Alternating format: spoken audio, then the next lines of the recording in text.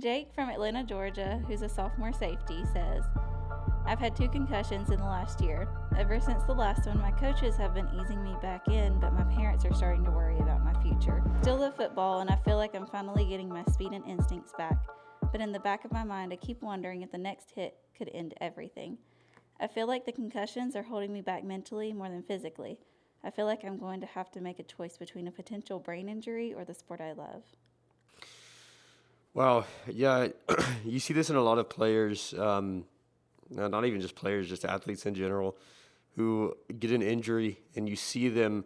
This is why a lot of people say, like, once you get an injury, you never fully recover, because there's this real mental battle that happens where you, your mind like fears that same injury again. An interesting way to put it is like your mind loses trust in whatever got injured.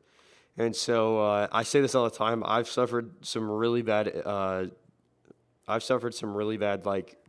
ankle injuries in my life, sprained my ankles, and it's really interesting to see, even years after those have healed now, my mind still struggles to trust my ankles.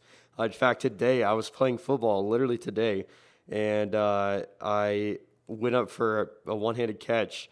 And while I was in the air, like you would think the only thing I'm focusing on is catching the ball. Literally, while I was in the air, I felt my mind worry about my ankle. And so, what you're going through with the concussion is kind of that same thing. Your body's lost trust in its ability, not necessarily its ability, but it's lost trust in how bulletproof you feel essentially. And so you're not wrong for worrying about that at all.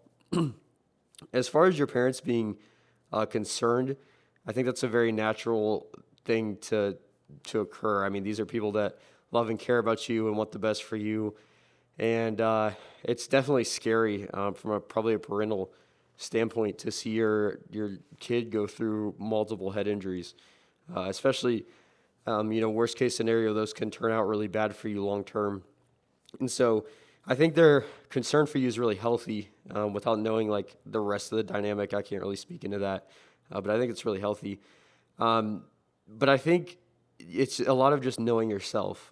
Playing through like a sprained ankle, that can be something that deems you tough, right? But if you're playing through a concussion and you're playing, even though you're still having symptoms and all those things, that makes you reckless. And so, based off the question, it sounds like these are all kind of in the past, and you're dealing with the residual fear aspect of it, and that's really natural. And so I want to kind of focus in on how can we get through that. What does that look like? And I'll help you out the best way that I can. I think the most important thing I can tell you, though, is your health has to come above all else. And when you're playing a sport that means a lot to you, especially football, and your health is becoming a risk, then, man, you really have to make a tough decision. And the decision is something I can't help you with. But if you're going on, what did he say, two concussions now? Mm-hmm. You start to get up there, and it's just dangerous to get like repetitive concussions over a long or short span of time.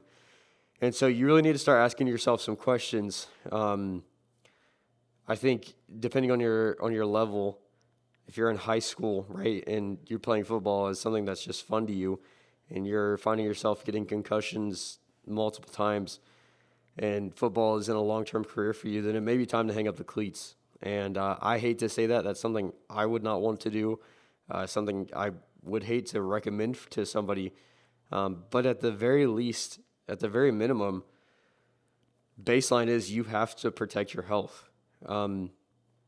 Because if you're not looking to, I'm going to say it like this, if you're not looking to make this a long-term career, risking your body's health and it's like your mental state, especially on something that you're not looking to make a long-term career, that's a dangerous mindset to get into, and one that I don't know that I'm comfortable recommending to you. And so I would ask a lot of questions to myself, like, what does this look like long-term? Is this a sport I enjoy playing just as a recreation, or is this something I'm wanting to make a career out of? What does that actually look like for you? And then based on that answer, I think you'll find a lot of clarity in your next steps. I would also just listen to what your doctor has to say, talk to them, they're going to know a little more than you just. It sounds like you have more of an anxiety about getting another concussion. Not necessarily that one is, I mean, you may still be struggling with the effects of a concussion now, but I would speak to your doctor, see what they think and what your best decision would be. Yeah, they're the doctors will be able to tell you too, because I'm not a doctor, I don't know, but they'd be able to tell you like if you're more prone to concussions now, or maybe you just got hit in a weird position twice in a row, and like you're like the guy that got struck by lightning twice.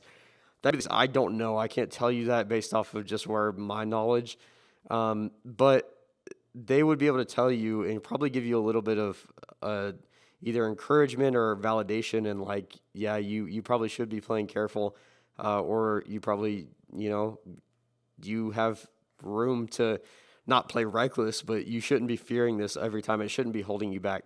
And I think hearing that from a medical professional, especially, will give you clarity. Like if they're like, yeah, man, definitely don't be like leading with your head on every hit or at all, really. But like, you don't have to be sitting here and worrying about this every single play. And if they tell you that and it comes from a medical professional, you may find a lot of encouragement and a lot of hope in that, and it may resolve some of that anxiety you're feeling. But I'd imagine a lot of the anxiety is internal. And if you're like me, I'm a hypochondriac, so things freak me out a little easy. Yes, you are. Yeah, I'm a pretty big one. And so, man, I think just to get personal with you and reflecting in my own life, with the advice of medical professionals, obviously, it comes down to me a mentality of I'm just going to push through it. And I had to make a decision with my ankles that it wasn't going to hold me back. And I know that's a different tier of injury than the one you're dealing with. And so I can't pretend like what I've dealt with personally is to the level you've dealt with. But I had to make a decision with my ankles that I wasn't going to let that hold me back. And so what that looks like is I've pushed through pain. I've walked off sprained ankles. In the last year, I've probably tweaked my ankles, I'd say probably 3 times. And it just happens. And it hurts. And, for a few days you can't walk or it hurts to walk. But I had to make that decision that wasn't going to hold me back. Now, I will say that decision would probably look a little different for me if, like, the doctor came in and was like, listen, bro, like, you sprain your ankle one more time, it's going to snap the ligament. You're probably not going to be able to walk good for the rest of your life, let alone run. That would probably change the answer for me personally, because the NFL and going long-term, like through college, was never the plan for me. And so I would probably have made a different decision at that point had there been a risk of long-term residual effects. And so, man, you just got to make that personal decision for yourself and sit down with yourself and be like, I'm dealing with this and I don't know what the best decision is. And ask yourself, what do I personally think that the best decision is? And I think there's a lot of value in having a conversation with yourself and being very honest with yourself. And let's put the ego to the side. Let's put everything to the side and let's focus on health and from all aspects, mental, physical, and just health overall in general, and kind of see what that looks like. But based on those things, and then talk to a medical professional. I don't know physical therapists, if you have access to those. Those they may be able to help you a little bit with like, I know. Oh, that's another big one. I know there's like some neck exercises you can do to like strengthen your neck a little bit, which supports your head better, so you're not as vulnerable to concussions. That would be a huge one. Let's talk to a coach, and then let's talk to like a friend or a family member, and try to just have somebody walk you through maybe like the emotional side of it, the genuine anxiety. And that can be helpful. Just make sure you're wise with who you choose to talk to you about those things. But man, take advantage of the people around you. God puts people around you for specific reasons, and some of those people may be able to shine some light into your situation that would help you really specifically. And somebody that knows every aspect of your situation, or at least most of the aspects, will be able to shine a lot more light on it than I can from my seat. But I think whatever you decide to do, you've got it. If unfortunately you do have to hang the cleats up, bro, I think you made a smart decision. I don't think you gave up because you were weak. I think you made a smart decision for the longevity of your life and your health. And anybody who would shame you for that is not in the right headspace to be able to make a judgment call in your life. Whichever way you go, you make the decision that is best for you and not based on anybody else. And that's what matters most. But man, I hate you're in this situation, but I think you've got it. And just make the best decision for you. Bottom line is take care of your body, listen to your doctors.